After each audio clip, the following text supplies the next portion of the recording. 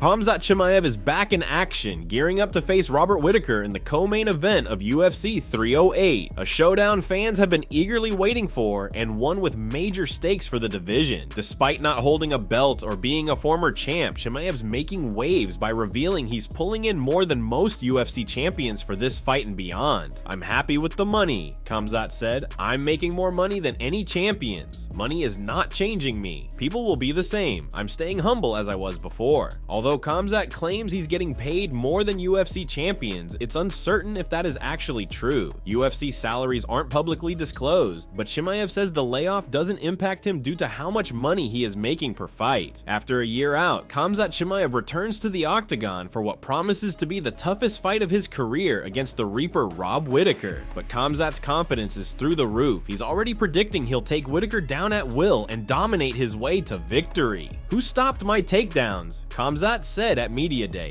"Nobody. I don't think this guy will be different. Kamaru Usman, he's a great champion, and he took down everyone, but I took him down. I dominated him in the rounds. Easy. What's going to be different with Taekwondo or Karate guy?" Part of the reason why Khamzat is so confident is due to the fact he says Whittaker knows how to lose while he doesn't. "He knows how to lose, we don't know, so I'm ready for victory," Khamzat said. If Khamzat beats Rob at UFC 308, it would be a statement win and could earn the undefeated fighter a title shot. Should Khamzat win, it will also boost his popularity and could also allow him to make even more money going forward.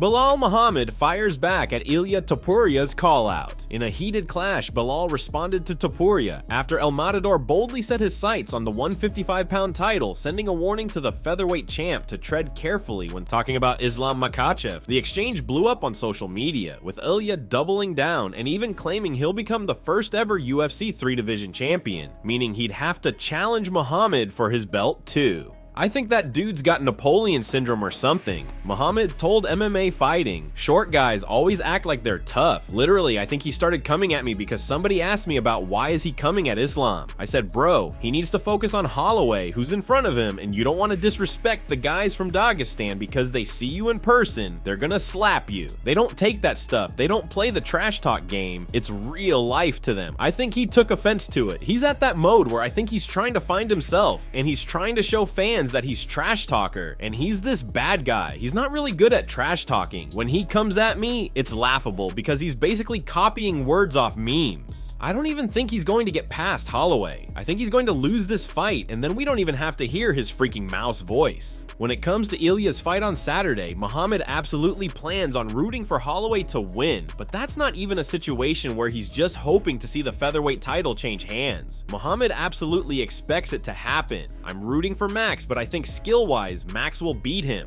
Muhammad said, "I think Topuria goes out there and pushes these guys forward, and a lot of the guys he fought were shorter. Max is a taller boxer. He hasn't fought somebody like him. We know how good Max's chin is. I think that he's gonna realize when it gets to the 3rd, 4th, and 5th round that Max is still there, still in front of him. We saw him get a little bit tired in the Josh Emmett fight. I think it's going to get worse in this fight because Max is high volume. He showed last fight he's working on his power. I think Max will put his lights out." Dana White takes aim at Francis Ngannou, claims the UFC nearly cut the Predator after loss to Derek Lewis. Francis is all about the money. Francis left because he knew if he fought John Jones and didn't win, it would hurt his chances of making the money he wanted to make, Dana White said to the media. But realistically, his deal was bigger here. His deal was bigger here had he stayed in the UFC. I think I told this story a million times. They can deny it all they want. What do I care? It doesn't matter to me one way or another. I was gonna cut Francis when he lost 2 in a row. I was gonna cut him after the Derek Lewis fight. White continued, "Someone around here begged me not to do it, so it wouldn't have mattered to me one way or another. There is a much deeper story to this whole thing, and he would have made more money had he stayed in the UFC. He didn't want to fight John Jones. That's a fact, and we are moving on." It's an interesting comment from Dana White that he nearly cut Francis Ngannou from the UFC. His loss to Derek Lewis was lackluster as neither threw much volume, and it was a boring fight. The loss also dropped Ngannou to 6-2 in the UFC, but the UFC opted not to release him.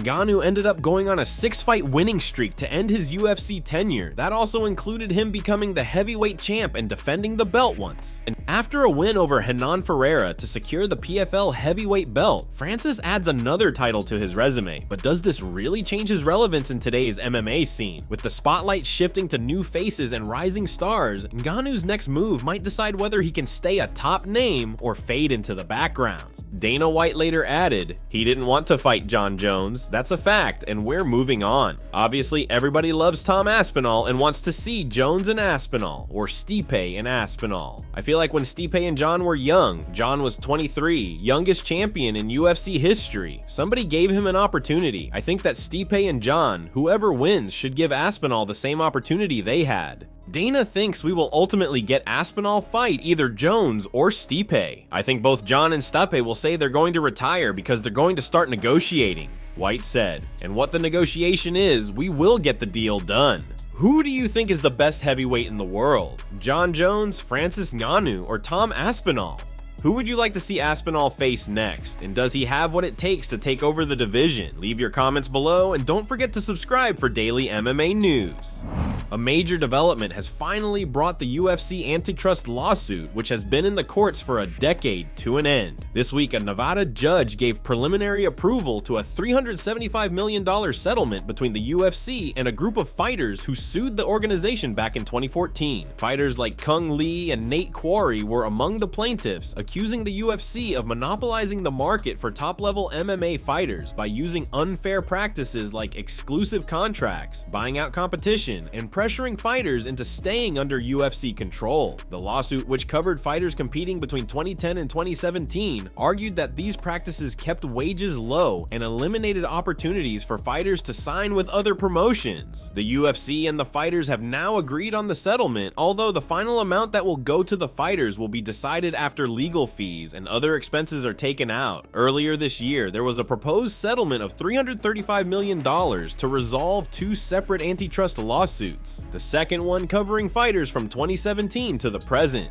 However, the judge rejected that deal, saying it was too low and that fighters might still have the right to challenge certain contract clauses in court. After continued negotiations, the new $375 million settlement was reached. The fighters' lawyers shared more details, explaining that this settlement will result in a larger payout for the fighters than the original proposal. It's seen as a quicker and more certain outcome for the athletes than the risks and delays of a trial and potential appeals. Overall, this marks a significant win for fighters who claimed they were held back by UFC's business practices.